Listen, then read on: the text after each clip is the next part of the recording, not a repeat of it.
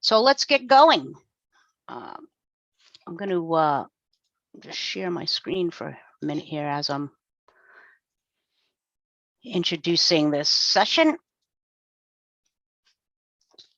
So welcome, everyone. This is our second Lunch and Learn webinar for 2023. Everyone should be muted as you join the webinar, and I'm going to ask you to stay on mute until the end when we can open it up for questions and answers. There's also a Q&A function at the bottom of your screen and a chat function. I'll keep an eye on both of those so you can submit comments and questions as they come up. The session is being recorded, and the link to the recording will be sent out after the webinar next week. It'll also be available on demand on our YouTube station. So thank you very much for joining us today to learn about hydrothermal liquefaction for biosolids. We have a whole crew with us here from NULIFE GreenTech, a technology development company out of Saskatoon in Saskatchewan, Canada. NULIFE GreenTech is focused on solutions for wet wastes like biosolids and generating products of value in the process. They have a different approach, and I think you'll find this very interesting and have lots of questions. So let's get to it. We have a big panel, so I'm going to go ahead and let them introduce themselves in more detail. So I'm going to turn this over now to Michael Koya and ask him to share his screen. I'll stop sharing mine, turn on his camera and his microphone. I am here, and I'm going to try to share my screen. Okay. And it's working. All good, eh? Yes. Okay. Well, thank you so very much, Janine, and the Northeast Biosolids Association.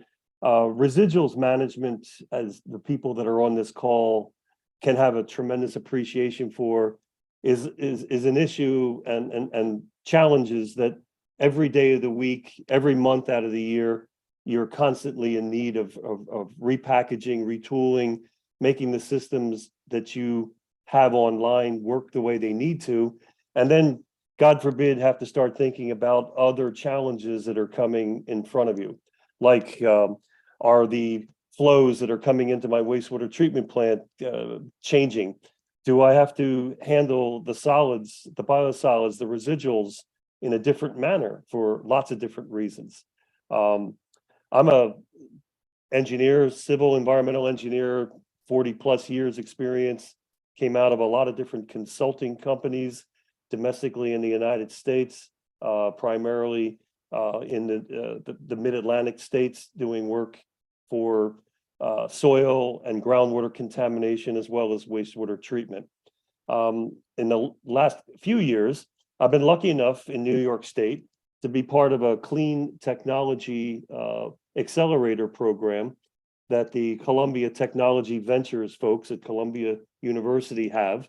And they allow mentors like myself and others in my role to be leveraged into and assist companies like NULIFE GreenTech. And NULIFE GreenTech is a Canadian company that has got fantastic platform technology. And they want to be doing their processes not only in Saskatchewan and other parts of Canada, but they want to move into the United States as well. And one of the things that I've been lucky enough to be able to help them with is to try to figure out how can we position the technology that you have and bring it out into commercialization processes that then can be applied at beachhead customers that can literally want to see a different technology to biosolids management. You were describing, Janine, like a three-legged stool. I'd like to also think about a quiver of arrows. And everybody that's trying to solve problems has a certain arrow that they can pull from their quiver. And we would just like to allow the thoughtfulness of hydrothermal liquefaction, HTL, to be one of those arrows that can be in people's quiver. But the technology has to be proven to be workable, to be cost effective, and to actually do the various things that we would like it to be doing. So give a little introduction of myself now. And I'd like to turn it over to one of the co-founders of NULIFE GreenTech, Brock Iden. And Brock maybe can tell us a little bit about the company. Thank you. Yes. So like Mike said, I co-founded this company with Jerry Christian, and we started in 2016. We started this after both Jerry and I exited our previous companies. We had successful exits. And for me, I was in a high-tech company previously, and through that noticed that there's a huge problems with waste. And we needed to do something about it. And when we started, there was no one really tackling the problem. And so we started down the path of how do we solve the problem? And we came up with this company, and hydrothermal liquefaction decided was a great way to do this. It had never been commercialized, and it had such flexibility in dealing with multiple kinds of waste. And so we started the company. We've progressed considerably since in our inception, and we're getting very close to commercialization. So, our goal is to solve waste problems 1 ton at a time, and we look forward to working with everybody here to keep advancing. Thank you so much. Maybe Kieran can speak a little bit about what you do with the company and your skill sets, because we're going to see your picture a number of times on the screen, so we may as well hear from you. Hi, everyone. My name is Kieran Luco. Yes, that is my face on the main screen holding a beaker of oil. I graduated from the University of Saskatchewan with a commerce degree. I've been with NULIFE GreenTech for over 5 years now. Initial role, I did a lot of actual hands-on operation of our hydrothermal liquefaction pilot plant, which will be discussed in the presentation. Over the years, my role has evolved. With a startup, you have to do a lot of things. Done a lot of customer discovery, project management, a lot of work on the technical side, as well as a lot of work on the carbon credit markets, life cycle analysis, emissions impact, and all of that. So that's it for my little introduction. Thanks, Mike. Allison, do we want to have a conversation with you of how you're helping the company launch this program? Sure thing. Thanks, Mike. Hi, everyone. My name is Allison. I've been with the NULIFE GreenTech team for just around 3 years now. My background is in finance and project management. Previous to this role, I'd been supporting technology startups in Canada in the Western provinces, launch, grow, and scale. I've run technology incubators and supported on the fundraising side, both non-dilutive and dilutive funding. It's been a great journey working with NULIFE. One of the things that I love most about this specific team is we persevere, and the founders are so passionate, and we've got a technology that's really set to make an impact. So really grateful to be on this team, excited to meet some of you in the near future here. And that's all for me. Great, thanks a lot. What I'm going to try to shepherd here over the next 15 minutes is go through some slides to give you a sense of what HTL is all about. We're going to talk a little bit about PFAS, the experiences that NULIFE has had with running different industrial wastes through the HTL system, and having the analytics done with a certified laboratory to look for the current suite of PFAS compounds. I'd like to discuss a little bit about this from a customer discovery perspective. So as you have questions, we'd love for you to put them into the chat. Allison wants to take some notes on that and maybe make sure that we talk about that during the Q&A.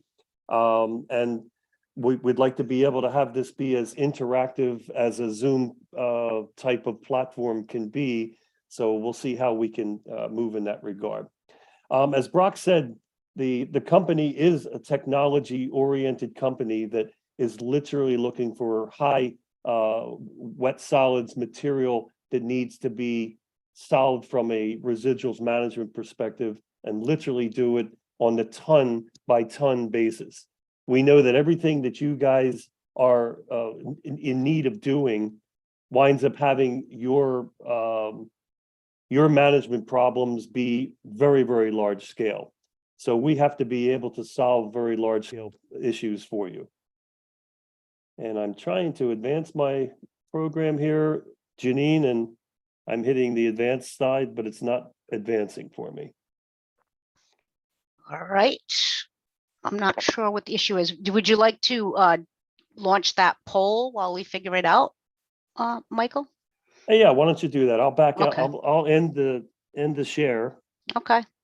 And you can figure that out. All right. So thanks. We're gonna launch a chat here. I mean a chat, a poll question here.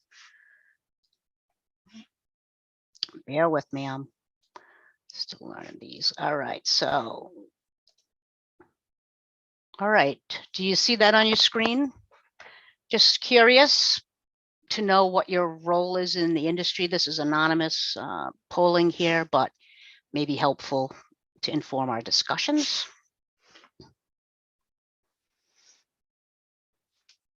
We have a pretty good mix here, it looks like. I'll give it another minute. We're up to 90% participation, which is excellent. All right.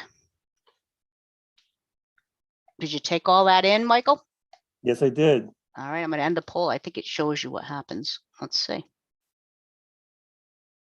And there you go. So we've got consultants, biosolids management companies, some folks on the water recycling aspect management regulators. It's the smattering of the clientele that we would expect to have our system be capable of being seen as cost effective and solving a problem for you. I'm going to see if I can solve my technical problems. Okay. And get back into screen share again. And if not, I do have a copy on my hard drive if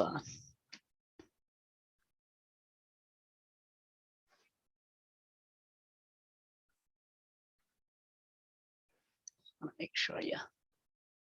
Okay, looks like All right. the gremlins have decided to leave Rochester, and hopefully they're going some other place on the planet. All right, you go.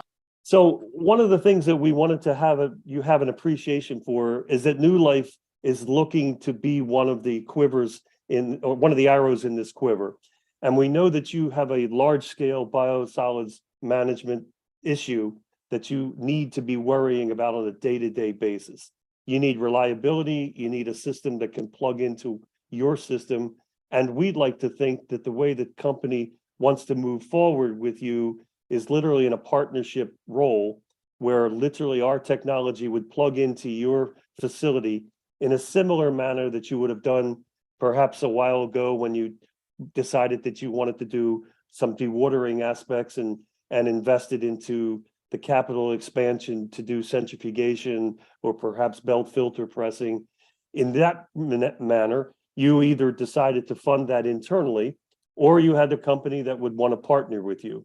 In our case, we know that we have to solve a problem for you and marry up to your system. So we're coming into this equation with you using our patented technology that would not cost you any CapEx. We're looking to partner in a relationship where we would link with you and do the project on your behalf.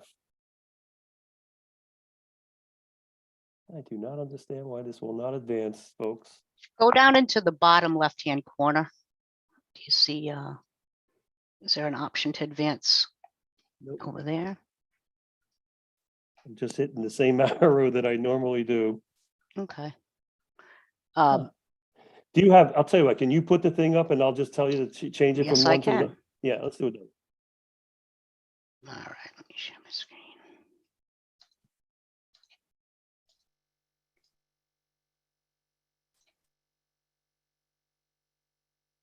All right. Yeah, the scenario that we know that you saw that you have to look at day in and day out, if you're a consultant that's linking with the company that is trying to bring technologies into your client, you've got to make sure that a system is going to be reliable and can be workable for you. We see the opportunity as being the millions and millions of tons of high moisture content solids of that need to be taken care of throughout North America. have to have different options associated with them.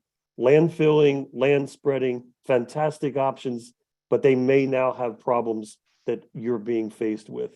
We realize that every method that you look at today winds up having rising costs, and you're actually starting to see some bans.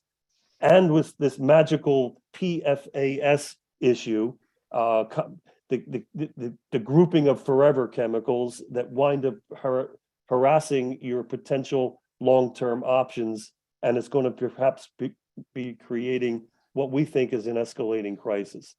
We believe that we would like to bring an option together that would not only help solve your problem, but would literally change the disposal challenge regime into the process of having 4 different revenue generators for the system. Next slide. If we look at the current model that you and everybody else is dealing with, the industrial waste, in this case, biosolids coming out of a wastewater treatment plant, are making their way through various disposal options, one of which is landfilling, another of which is land spreading. We would like to interrupt that process in a way that says, let's take your liquid biosolids that have gone through dewatering and literally have the ability to have whatever tipping fee you were paying for getting rid of that disposal option be shared in some manner with NULIFE. So there'd be cost savings for the municipality. But then we would derive from the process of taking over those biosolids management 3 additional revenue sources, one of which is the selling of the 2 products that come out of HTL, a biochar and a bio oil. Those 2 compounds can wind up going off-site, off-land, out of your jurisdiction. And the last one would be carbon credits. With the escalating opportunities that are worldwide for carbon trading, some of which have been deeply involved with and some of which are evolving, we believe that there's a great opportunity for those 4 revenue streams to possibly be assembled with HTL. Next slide. So one of the things we'd have to look at, and one of the things together we would look at, is whether or not the market drivers that are literally causing the situation as it currently exists, we actually would influence in a favorable way. We know that there are already landfill bans. California has it, Vancouver has it, others are coming. We're seeing an evolving of land spreading bans for your biosolids, Maine being in particular. I know that Janine was just talking offline about some issues associated with the land spreading ban. And we know that whatever we would do from an HTL process is going to reduce the CO2 emissions that are currently being involved with the project that you would have. And with time, there's going to be a continued escalating on the value of carbon credits. The numbers might not necessarily be exactly as they currently are, as shown on the slide, but there is an upward trend on carbon trading, and there's going to be an ability to take a fully sequestered carbon scenario with HTL products that literally will change the dynamic from a disposal option to a carbon trading option. Next slide. So what's our solution? The solution is HTL technology, which literally transforms these biosolids and other industrial high-strength wastes into renewable fuels and carbon credits. And our value proposition literally involves the slipstream diversion of some or all of your current biosolids that you would be land spreading or land filling, and having those go through the HTL process and literally allow there to be the revenues that I previously spoke of, and allow us to share in the profitability of what would be happening on that municipality. We believe that the only way of penetrating this at the incubation stage of this technology is to fully fund the program such that there is no CapEx to be imposed upon your client and our partner. So the sharing of the resources on the back end and the elimination of new CapEx should be incentives that would allow us to be able to get customers interested in this technology. So next slide. So what is our technology? The hydrothermal liquefaction technology platform has been around for quite a while. And it's a very efficient means of increasing the temperature and pressure that these biosolids would be seeing in the chambers, and literally are allowing that process to change the constituency to produce a bio oil and a biochar. The actual demonstration of that is where we are as a company. We have previously gone through a series of bench scale proof of process productions. The company also had a 1 ton per day actual pilot unit that was being used, and a lot of hours of demos and tests were done with that unit. This is where I came into the equation as a mentor working with the management team of NULIFE. The state of New York and probably other states would love to see commercialization deployment to try to solve domestically some of our issues, in this case, biosolids and the PFAS crisis. NULIFE's technology is at a point where the commercialization is right now being planned to be done with 1 or more beachhead customers in the United States, in particular in New York State. So they've successfully processed through this pilot unit, and there's data on the fate and effects of the contaminants that were put through: biosolids, food waste, agricultural waste, pulp and paper waste. And literally they're at a point where we are looking to scale and make this modular system be deployable out into the commercial settings. Next slide, please. Little bit about accomplishments. One of the things that I've been lucky enough to see with NULIFE is that there is a constantly moving forward evolution of how to get the technology from the bench.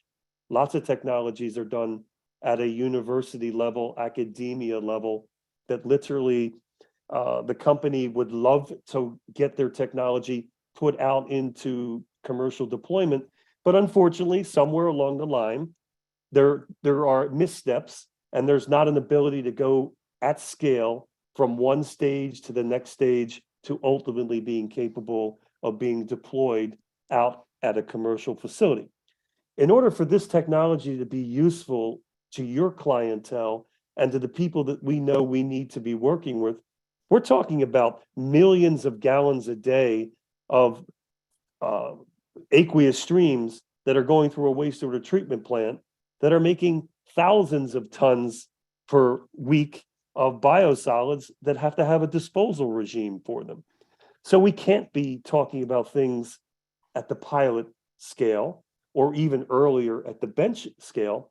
It has to be ultimately commercializable to a stage where we can get to a facility that can be married up with this technology. But the company needed to go through proof of process. They did.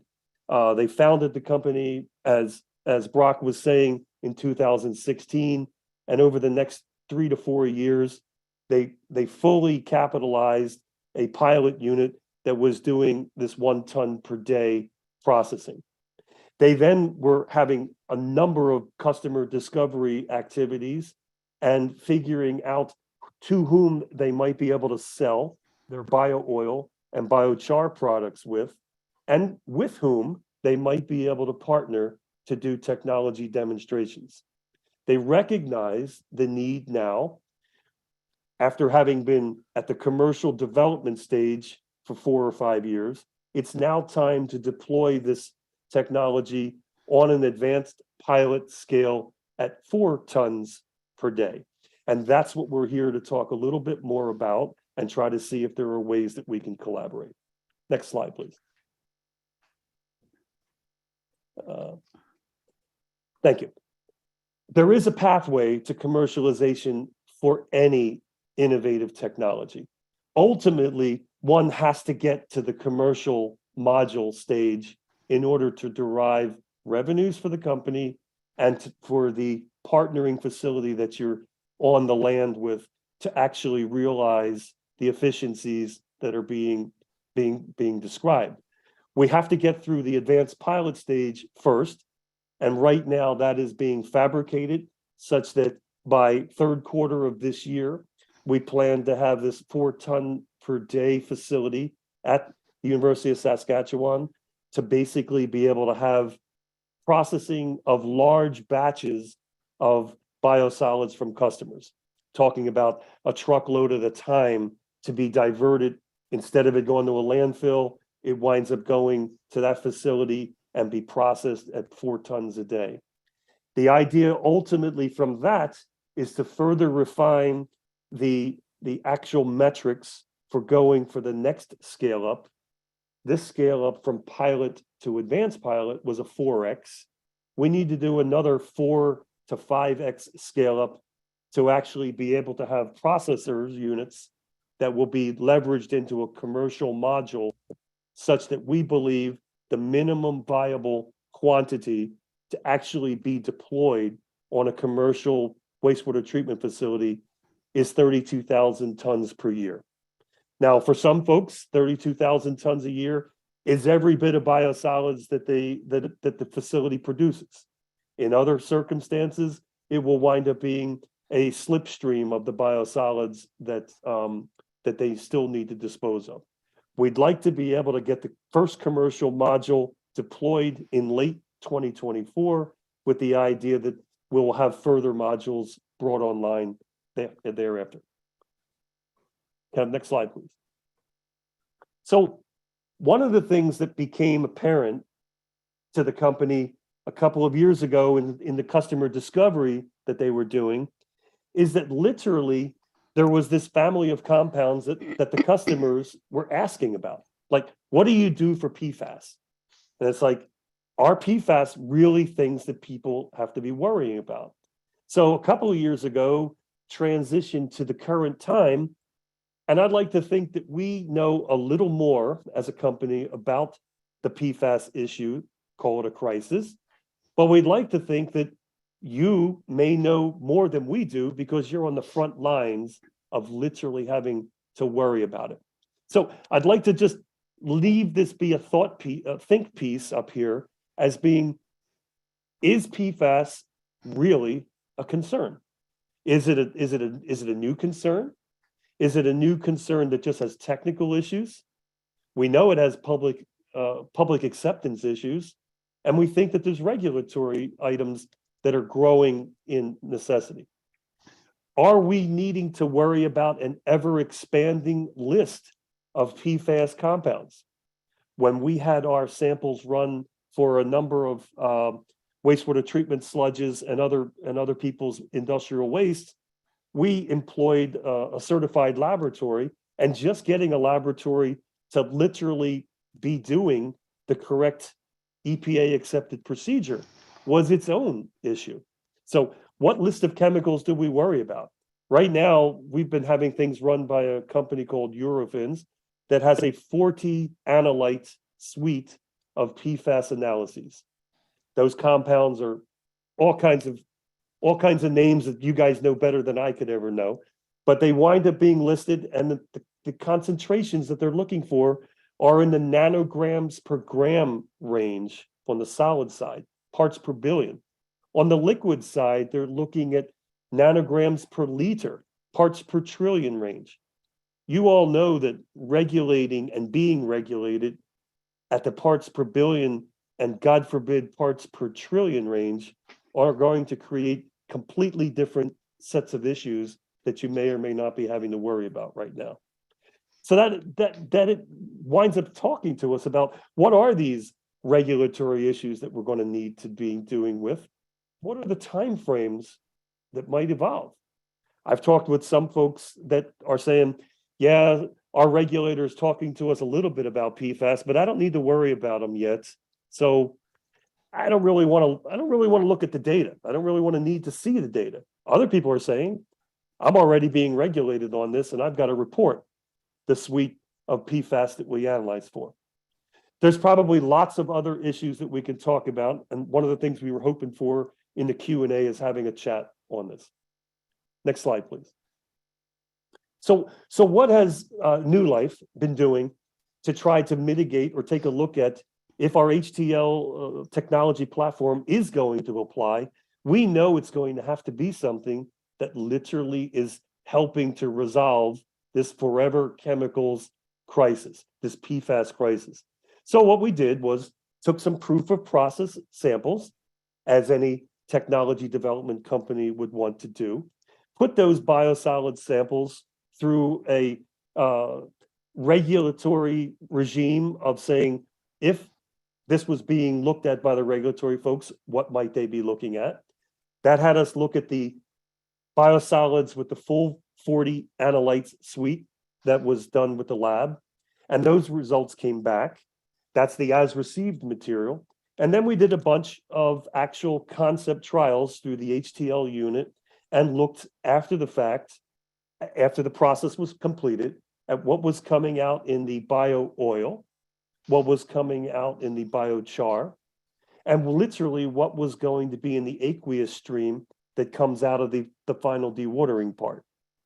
It is NULIFE's responsibility on a project that is done with any of our customers that we have to worry about and handle what's in the char and what's in the oil, and that material goes for permanent sequestration for disposal, and you don't worry about it. But the aqueous stream needs to come back to you, and we got to make sure that we're not creating other PFAS concerns in that aqueous stream.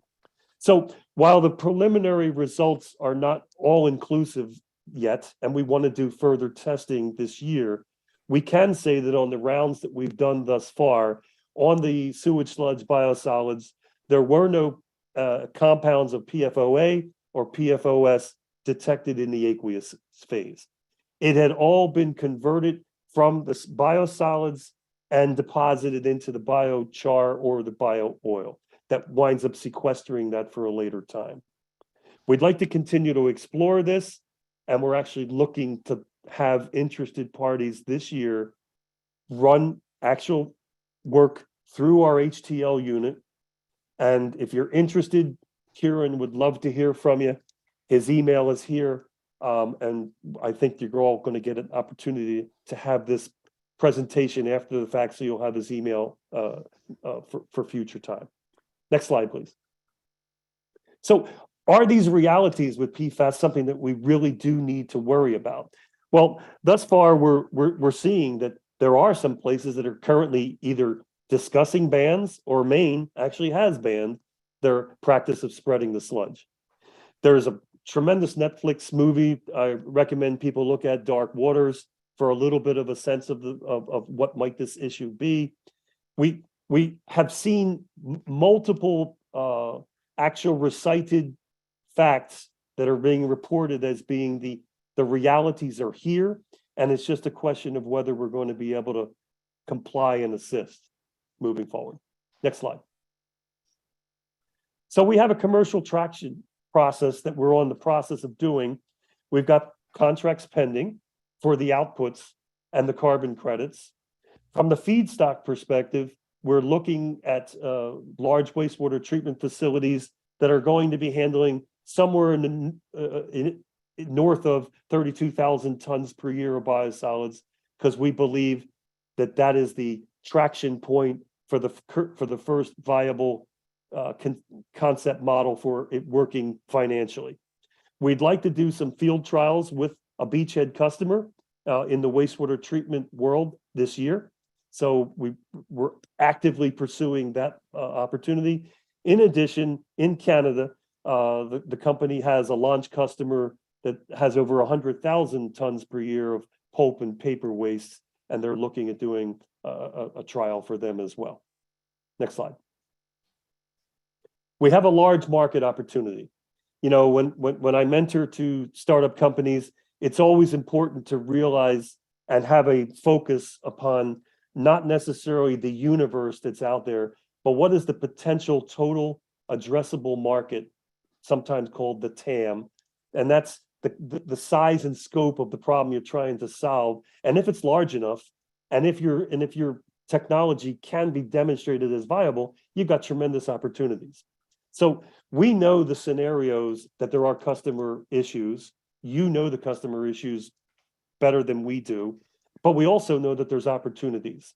And we want to be able to have those opportunities and possibly be able to have this technology this year be demonstrated on a large scale. Next slide. NULIFE, an experienced group of entrepreneurs, business professionals, scientists, engineers.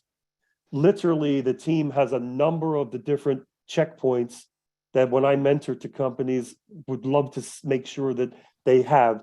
Lots of times there's people that are tremendous technocrats, or they're R&D specialists, or they're people that are entrepreneurs, but they really don't understand the technology aspect.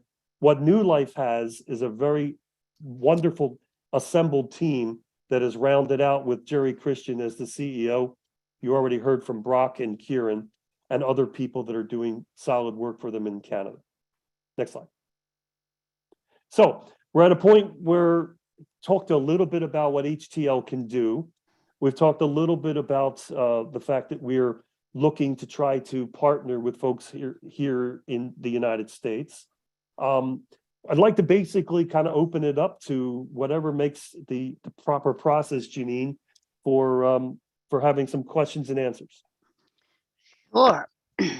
And I lost track of things when I had to share my screen there, but let's launch one of those polls right now to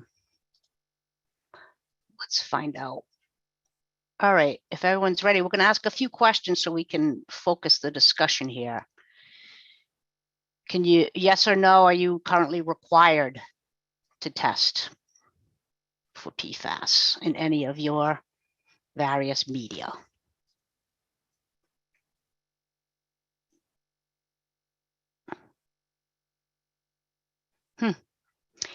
So in this area, Michael, we have 2 states out of the 6 that are not delegated for permitting. So EPA writes their permit requirements. So I think that's why you're seeing a lot of yeses here. I'll show you what we have. So that's actually a lot more people required to test than you would probably see in other areas of the country. I have to apologize. I'm not able to see the poll results. There it is. Thank you so much. So there's at least 6 people out there out of this 36 that are tuning in. That's 1/6 that are actually testing for PFAS. I find that amazing, frankly, because literally this is a very, very new area. And when we've done a little bit of customer discovery with the regulatory folks, they seem a little bit reluctant to start imposing those requirements on folks because EPA's testing regime is evolving and they're still trying to figure things out. So I'd be interested to see why the no people are not testing.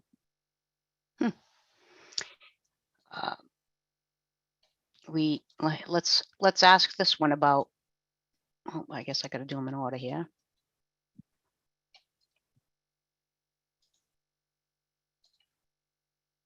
I don't know why this one's not launching. Oh, maybe because I have to close this other one. Stop sharing. Yes, here we go. All right. Here's another quick question. Do you have current or planned PFAS mitigation requirements? I guess for this, you mean this would be like a contamination type of situation? You're going to see a few here, I think, especially because we have folks from Maine.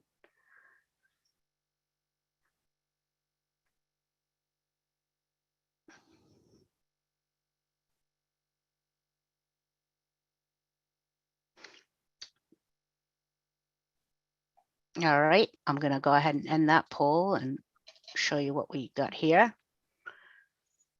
So, and again, this isn't that surprising either, but you do have quite a few people thinking yes.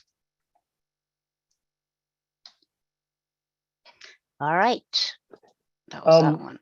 There were some of the questions that I'm not able to track while I was presenting, but now I'm kind of scanning through them. I know Allison wanted to make sure that we got through some of those questions. I'm All not sure right, how we're so doing on how we're doing let's- on our time, but Yeah.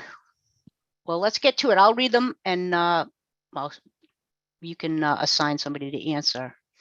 Oh, this is just somebody's asking, what is New Life's relationship with, if any, with Genefuel, and how are the technologies different? And that's a really good question. I don't know if you could take a few minutes just to explain the actual technology. Is it like high temperature pressure type of thing? So maybe you can do a compare and contrast thing with that answer, Kieran. One, and I think there's a question from Jennifer about the temperature that HTL treats to. So yeah, our hydrothermal liquefaction process, we typically operate at about 350 degrees Celsius, 3,200 PSI, about 240 bar. So we don't have any relationship with Genefuel. One of the key differences is Genefuel's hydrothermal gasification. So what they are doing is HTL, but they have a back-end gasification step, which looks to utilize, I believe it's the energy in the water to generate more out of the biomass energy. It's a key difference. We have a very simplistic approach. We believe that a lot of our design decisions are made on reducing capital expenditures. It's tough to compare technologies, but one of the ways that we think we have a benefit over others is that our core HTL reactor is also a heat exchanger. So we don't require downstream heat exchanger, which is I think a significant benefit over some of the others. Does that answer the question? Should I expand, or I think?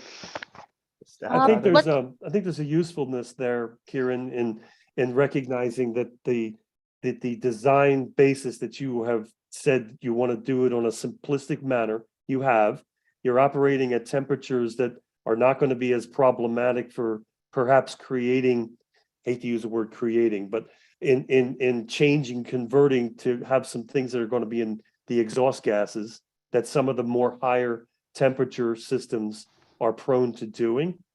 So you are looking, and I think it's a benefit here as a feature, that you're capturing some of the low-hanging fruit from this sequestered carbon in the biochar and the oil that then gets taken off-site for a permanent resolution. And you can get the carbon credits just as easily by doing that low capex solution as it would be for somebody that's going to have a more capital intensive operation that tries to get the syngas.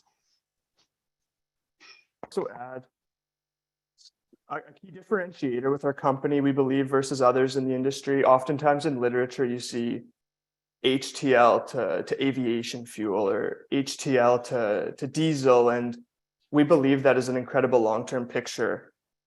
There's very high risk in that, as the capital requirements to produce finished drop-in fuels is, in the hundreds of millions of dollars.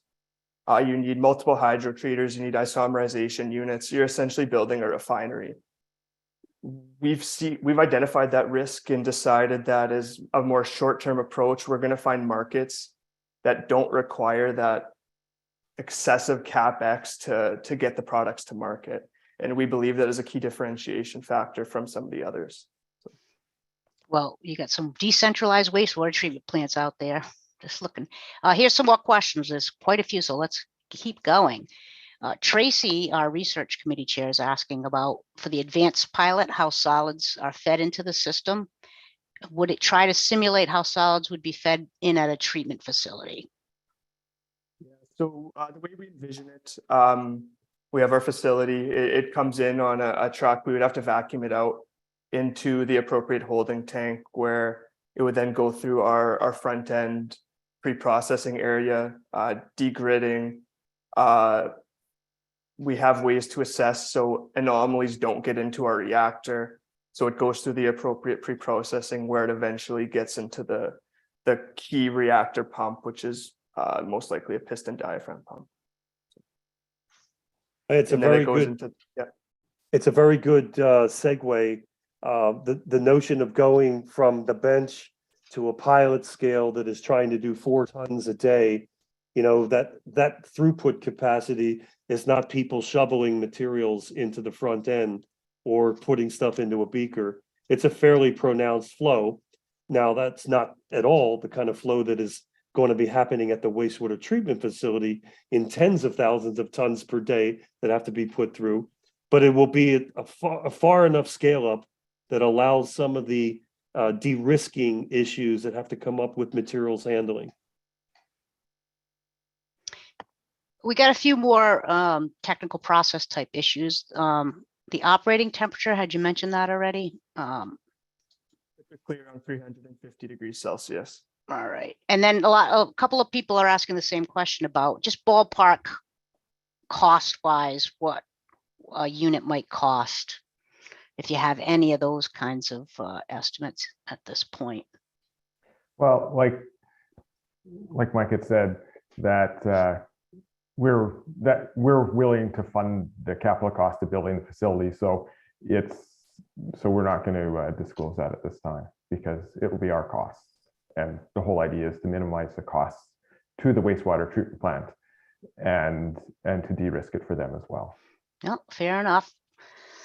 All right. Yeah, there were some additional questions on the PFAS thing. I know you're currently doing some testing and you're looking at that. Are there any plans to publish like a peer review article on the results when you're done? There are a couple of questions on this from Mo. I don't know if you can see him, Kieran. And it really, it's because of the temperature.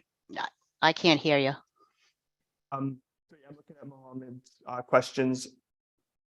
So we haven't overly discussed whether or not we'd like to publish. So no real answer on that today. Okay. I think his We comment. do know that the folks that we've been fortunate to be able to test their materials thus far, they've been fairly universal, that having their innovation testing becoming a leading chin for someone to beat up on them is something that they're not really overly enthusiastic about. So I have a feeling that whatever publishing of data is going to be like blind test results, if you will, because our customers are not going to remain customers very long if we do it the other way. Yes, that is pretty common. Clean water folks don't like to have their names out there. Be the first to do anything. All right, what else? We got the temperature questions. Oh, there were some good questions about the end uses of the products. What kinds of uses and outlets are you finding for the bio oil? So I can take that one.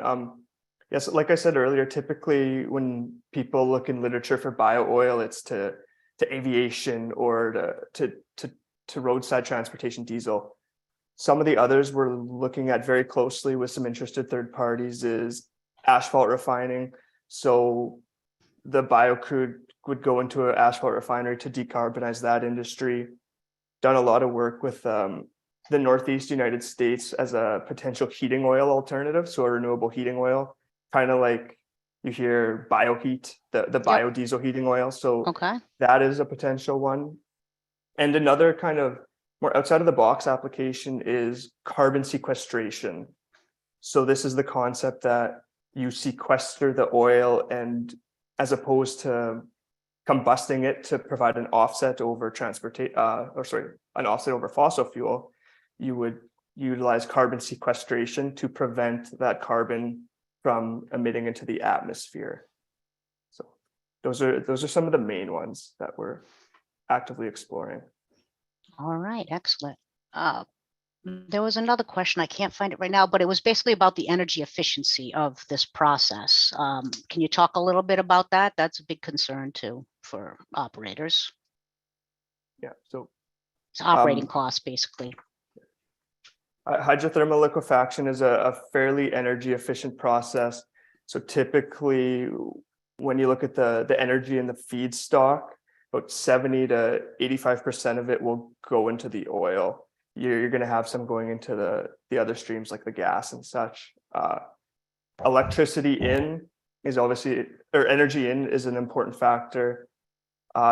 What we noticed based on the biomass energy, it took about 10% of additional energy to create the reaction. And because it's exothermic in nature, it gives off a lot of energy, and then we have the ability to recover it through our heat exchanger. So that's a question we could probably take offline if someone wanted to take a deeper dive at it. But Yes, I think actually it's a good point, Kieran. A number of the questions literally lend themselves very nicely to offline further deep diving on it.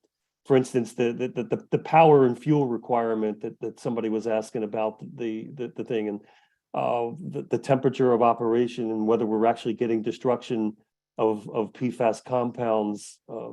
I think they are interesting and very good to have as further dialogue. And I'm hopeful that folks on this call, by having your email shared, you'll be open to people being able and interested in talking with you.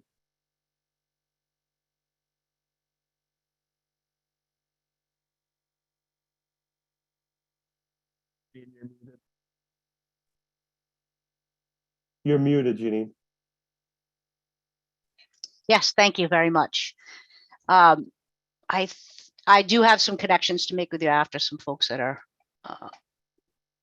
putting comments in here for me. And I think, if someone wants to raise their hand, if I missed your question or you didn't get a full answer, there's a raise hand function down at the bottom there that you can use. And just give me one more minute to look through. While you're looking for it, one of the questions about this, we've described a couple of times about our beachhead customer with this minimum viable throughput capacity of a commercial module being 32,000 wet tons a year. You could probably figure out where that leverage is for the particular wastewater treatment plant that you may be representing as your client, or you in particular if you are the operator or the manager. We're basically looking there that the energy that is going to be imposed to actually get the reaction going, because this is a shared scenario where we'd be deploying our system onto your facility. It is important to recognize that we'll need to be leveraged up against and marry into your existing electrical network. We're not going to be able to bring locally produced power into a remote spot. So we'll need to pick up amperage from your bank of three-phase power generation. Okay, I got a couple of raised hands, but I don't know why I can't see them. Let's see if I can get folks to. Let's see. All right, Morris, I'm going to allow you to talk if you want to just ask your question directly. Sure. Can you hear me, Jeannie? I can't see Yes. myself. Okay. Yes. Terrific. Thank you. And I did arrive late, so I apologize if this was addressed. I operate a paper mill, and our material is about 50% moisture. The remainder is primarily precipitated calcium carbonate, and just a little bit of paper fiber in there. Is that something? And I'm looking to eliminate PFAS, and just curious if this very low level of organics and a very high level of clay, can the technology be effective in my material? Thank you for the question. I think that would be a wonderful one that we could take offline.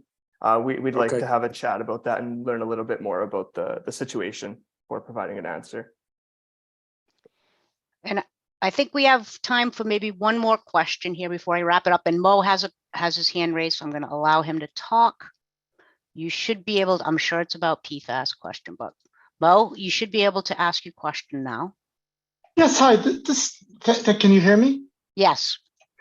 Again, in slide 11, there was a statement that says no PFAS, PFOS data after.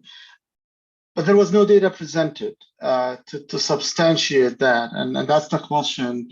We were not asking for you to disclose, whoever these solids came from. But if there is data, we would appreciate to show what was it before and was it after. Was it 90% removal? Was it non-detect? And that's something as a technical presentation, would like to hear, so we can take your word for it. I think it's a very appropriate question, Mohammed. Thank you so very much. I guess in an attempt to try to scrub the data to make it be couldn't identify to whom we were working with, we actually scrubbed it a little bit too far. The inlet sludges, the biosolids that we've been working with to date have been in the 25 to 30% solids range. So they would be post-centrifugation in the case of the runs that we've done some testing for. And the PFOA and the PFOS kind of values in that influent material were in the singular or 10 parts per billion range in nanograms per gram. So PFOA 3 to 10, PFOS 3 to 10. Now on the aqueous side, coming out of the back end of the HTL process, they've been looking in the part per trillion detection limits for those two compounds, and they were non-detect. So the detection limits on those particular constituents were in somewhere around the 3,000 parts per trillion range, or 3 ppb. So we don't have a way of knowing from the laboratory's resolution of their analytics as to whether or not there is 100% destruction or conversion, or if it's not in the 90% range. So that's why we really want to do some further testing. Thank you. Yeah, and when you get that, we would love to see what you come up with.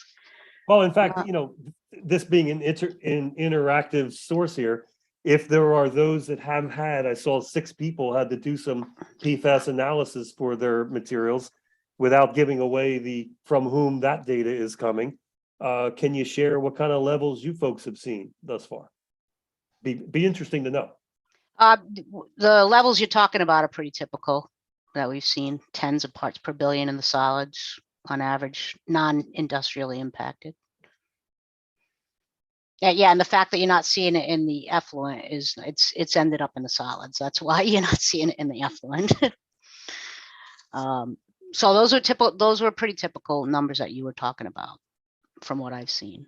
How about from a perspective of, we've had some people say, I think I'm going to be regulated on total PFAS, which means I'm going to have to sum up all 40 of these compounds in some magical mystery tour way.